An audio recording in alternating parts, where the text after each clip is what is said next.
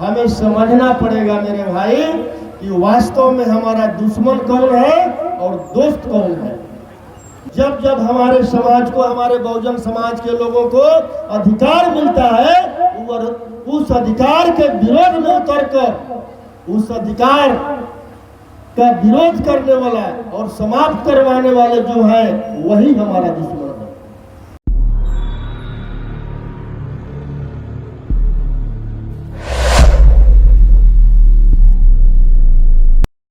तो अभिनंदन समारोह में आए हुए सभी भाइयों एवं बहनों एवं बच्चों, आप सभी लोगों को नमो बुद्धाय, जय भीम, जय मंडल, जय संविधान।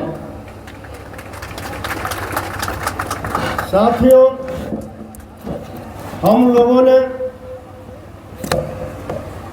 काराकाट और औरंगाबाद लोकसभा का चुनाव बहुत ही विकट परिस्थिति में लड़ा और विजय हासिल किया। और काराकाट और औरंगाबाद लोकसभा के हमारे 90% के लोगों ने, जो बहुजन समाज के लोग हैं, वो साबित करने का काम किए कि धन बल पर जन बल भारी है। धन बल हारा और जन बल के रूप में कामरेड राजा राम सिंह जी जीत करके पार्लियामेंट गए। और जाते ही इन्होंने अपने क्षेत्र के किसानों का, युवाओं का, नौजवानों का, बेरोजगारों का समस्या को लेकर के लोकसभा में आवाज उठाने का काम किया। इसके लिए मैं अपने सांसद राजा राम जी को बहुत बहुत धन्यवाद और बधाई देता हूँ। साथियों, हमने अभी छोटी लड़ाई जीती है। हम लोगों का चाहत था कि केंद्र में हमारा सरकार बने। हम लोग जितने बिहार के 90% के लोगों को समझाना चाहते थे, कहीं ना कहीं हमसे चूक हुआ, हम नहीं समझा पाए। अगर केंद्र में हमारा सरकार बना होता तो सबसे पहले पूरे देश में जातीय जनगणना कराकर और जिसकी जितनी भागीदारी है उसको इतना हिस्सेदारी हम लोग देने का काम करते हैं। साथी, जब बिहार में महागठबंधन का सरकार 17 महीना के लिए बना तो महागठबंधन के लोगों ने तेजस्वी यादव जी के नेतृत्व में बिहार का जातीय जनगणना करवाया गया। और जातीय जनगणना के जो रिजल्ट आया उसके अनुसार बहुजन समाज के लोगों का जो आरक्षण 49.5% था उसको बढ़ाकर 65% किया गया। लेकिन केंद्र में मनुवादी और सामंतवादी का सरकार बनते ही उस आरक्षण को समाप्त कर दिया गया। और केंद्र में जो बैठे लोग हैं मनुवादी और सामंतवादी, वो क्या कहते हैं? हिंदू, मुसलमान, सिख, ईसाई, हमें समझना पड़ेगा मेरे भाई कि वास्तव में हमारा दुश्मन कौन है और दोस्त कौन है।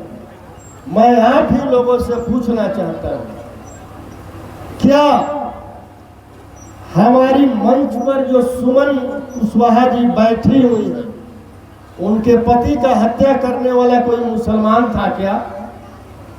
कौन था इनके पति का हत्या करने वाला? वही हमारा दुश्मन है और कोई दुश्मन नहीं है। जब जब हमारे समाज को, हमारे बहुजन समाज के लोगों को अधिकार मिलता है, उस अधिकार के विरोध में उतरकर उस अधिकार का विरोध करने वाला और समाप्त करवाने वाले जो है वही हमारा दुश्मन है। अमर शहीद जगदेव प्रसाद का हत्या किसी मुसलमान ने किया था क्या? तो जो अमर शहीद जगदेव प्रसाद का हत्या किया, छोटू मुखिया का हत्या किया, भाई सुजीत कुशवाहा का हत्या किया, जो कर्पूरी ठाकुर जी को गाली दिया, आदरणीय लालू प्रसाद जी को अपमानित किया, बाबा भीमराव अंबेडकर को विद्यालय के बाहर बैठने पर मजबूर किया और अपमानित करने का काम किया है, वही हमारा दुश्मन है मेरे साथियों। उस दुश्मन से हमें सावधान रहना होगा। और बहुत ही चालाक है, बहुत ही चालाकी से वो काम करता है। दिल्ली में अशोक राजपथ था जो हमारे सम्राट अशोक के नाम पर था।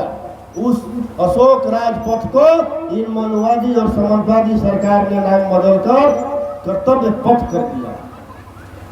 और संसद भवन में जो सम्राट अशोक चक्र था, उस चक्र को छोटा कर करके मनु स्मृति का चिन्ह वहां पर सिंगल उसके ऊपर लगाने का काम किया। लेकिन बहुत दूर के साथ कहना पड़ता है कि जिस मुख्यमंत्री ने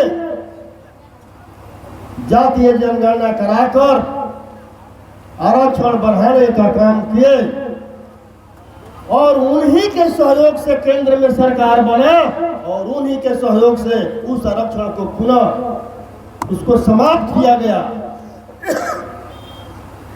जब हम लोगों के तरफ आते हैं तो समाजवादी हो जाते हैं, और उधर जाते हैं तो सामंतवादी और मनुवादी हो जाते हैं। ऐसे असरवादी मुख्यमंत्री को आने वाले चुनाव में सबक सिखाना है कि नहीं सिखाना है? मैं आप लोगों से पूछना चाहता हूं, सबक सिखाना है ना?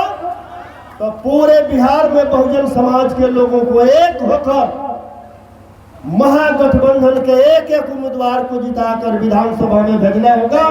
तब जो हमारा अधिकार है वो हमें मिलेगा। आप देख लीजिए, मुख्यमंत्री जी मनुवादी और सामंतवादी के गोद में बैठकर हमारा वोट लेकर और हमारा ही अधिकार छीनवा रहे हैं। बोलते थे कि हमें विशेष राज्य का दर्जा चाहिए, क्या उनको मिल गया? तो समाजवादी होने का ढोंग करते हैं और काम सामंतवादियों के हित में करते हैं। मैं आप लोगों से आखिरी बार आग्रह करते हुए अपने वाणी को विराम देता हूं कि आने वाला चुनाव में आप लोग महागठबंधन के पक्ष में एक एक वोट देकर और दिलवाकर विधानसभा में तेजस्वी यादव जी को मुख्यमंत्री बनाकर अपना अधिकार सुरक्षित करें। बहुत बहुत धन्यवाद, बहुत बहुत धन्यवाद। साथियों, नेशनल जनमंच को सब्सक्राइब करें, साथ ही बेल आइकन की घंटी को बजाएं।